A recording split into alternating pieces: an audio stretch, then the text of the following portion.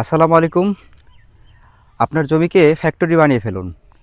কথাটি যদি এরকম বলি তাহলে শুনতে প্রথমত হয়তো খারাপ লাগবে যে আসলে একটা আজগুবি গল্প হতে পারে। জমি আবার ফ্যাক্টরি হতে পারে কিভাবে? তো আমি সিস্টেমটা একটু দেখাই যে কিভাবে জমি ফ্যাক্টরি হবে। সাধারণত আমরা বাংলাদেশে যারা কৃষকরা তারা কিন্তু যখন আমরা হচ্ছে জমিতে চাষ করি, যেকোনো একটা চাষ করি। সেক্ষেত্রে হয় কি আমরা যখন ধান চাষ করি শুধু ধানই চাষ করি বা যখন যেকোনো পটল বা উচ্ছে বা করলা বা মরিচ যেটা চাষ করি না কেন শুধু সেটা করি। এখন কিভাবে আপনার জমিকে ফ্যাক্টরি বানাবেন সেই জিনিসটা একটু সেই ধারণাটা দেখানোর চেষ্টা করি, কারণ এইটা আমরা দেখে দেখে অভ্যস্ত হচ্ছি ইদানিংকালে।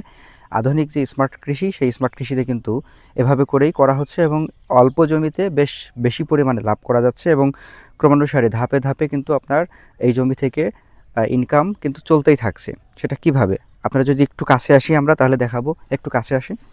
আমার সামনে যেটা রয়েছে এটা হচ্ছে একটা কুলবরই গাছ। এটা একটা চায়না টক মিষ্টি কুলবরই গাছ। আর বাম হাতে যেটা রয়েছে এটা হচ্ছে তরমুজ।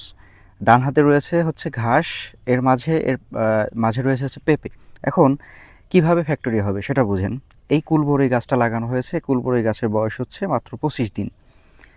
আচ্ছা, এই যে কুলবরই একটা গাছ থেকে আরেকটা গাছের দূরত্ব দেওয়া হয়েছে হচ্ছে 5 হাত এবং মাঝখানে যে 5 হাতের স্পেসটা এই স্পেসটা কিন্তু সবসময় পড়ে থাকে। তো এই স্পেসে দেওয়া হয়েছে কি তরমুজ। এখন এই যে ১ বছর সময় নেবে অর্থাৎ ৮ থেকে ৯ মাস সময় নেবে হচ্ছে এই গাছে ফল আসতে।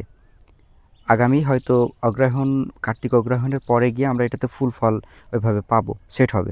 কিন্তু এই যে মাঝখানের যে জায়গাটা, আমাদের এখানে প্রায় ১ বিঘার একটা জায়গা, এই ১ বিঘা জায়গার যে মাঝখানের পুরা জায়গাটা এটা কিন্তু সারা বছর পড়ে থাকবে।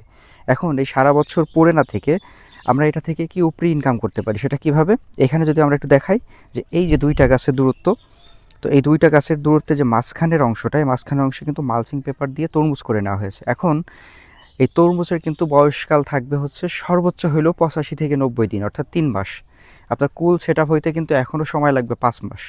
এরপরে আপনি যেটা করবেন যে এই যে তরমুজটা এটা কিন্তু আপনার ৩ মাসের মধ্যে উঠে যাবে আশা করছি। এখন এই জমি ঘেরাও করতে, এই জমিতে এই যে বেড়া দিতে যে খরচটা হয়েছে সেই খরচটা কিন্তু আপনার এই তরমুজ থেকে উঠে আসবে।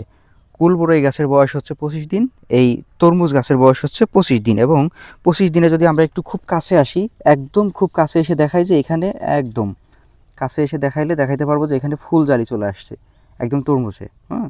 প্রত্যেকটা ডগায় ডগায় ফুলজালি চলে আসছে। এখন একই সমবয়সী কিন্তু অলরেডি এখানে ফুলজালি চলে আসছে। এর মানে আপনি এখান থেকে কিন্তু আগামী বড়জোর বড়জোর আপনার ৪৫ থেকে ৫০ দিন পরে আপনি তরমুজ হারভেস্ট করতে পারবেন যদি সব কিছু ঠিকঠাক থাকে। আচ্ছা, এরপরে আপনার বাসা বাড়িতে বা আপনার বসত বাড়িতে যদি ছাগল বা গরু থাকে তাহলে কিন্তু এই যে আরেকটা যে স্পেসটা পড়ে থাকছে এই স্পেসে আপনি ঘাস করতে পারছেন। এই ঘাসটা নিয়ে আপনার কি হবে যে গবাদি পশুর যে খাবারের চাহিদা সেটা কিন্তু মেটাতে পারবেন রেগুলার। হ্যাঁ, এটা বড় স্পেস কিন্তু পড়ে থাকে। আচ্ছা, এর পাশে আমাদের রয়েছে হচ্ছে পেঁপে গাছ।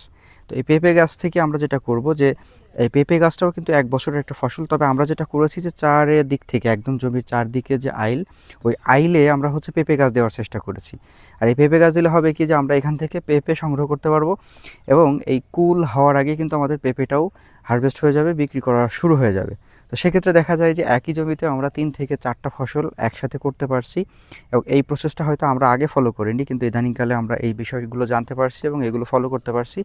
যে কারণে খুব অনায়াসেই হচ্ছে একটা জমি থেকে মোটামুটি জমিকে ফ্যাক্টরি বানিয়ে ফেলতে পারছি আমরা। ফ্যাক্টরিতে যেরকম রেগুলার উৎপাদন হয় এবং সেটা বিক্রি হয় এবং সেখান থেকে ইনকাম হয়, ঠিক আমাদের জমিটাকেও আমরা এভাবে করে হিসাব করে যদি ব্যবহার করতে পারি তাহলে জমিটাকেও ফ্যাক্টরি হিসেবে ব্যবহার করতে পারছি। হয়তো আমরা ৩টা ফসল দেখালাম যে কুল, তরমুজ, পেঁপে এবং ঘাস। এছাড়াও আপনারা কিন্তু অন্যান্য ফসল যখন চাষ করবেন, অন্য ফল ফসলের চাষ করবেন, সেখানে কিন্তু বিভিন্ন ধরনের সবজিও করে নিতে পারেন। হ্যাঁ? ধাপে ধাপে আমাদের আরও কিছু প্রসেস নিয়ে আরও কিছু ভিডিও আসবে। সঙ্গে থাকবেন এবং আমাদের ভিডিওর সাথে থাকবেন। আমাদের এই নতুন যে চ্যানেল এবং নতুন যে পেজ, এই পেজটার সাথে থাকবেন।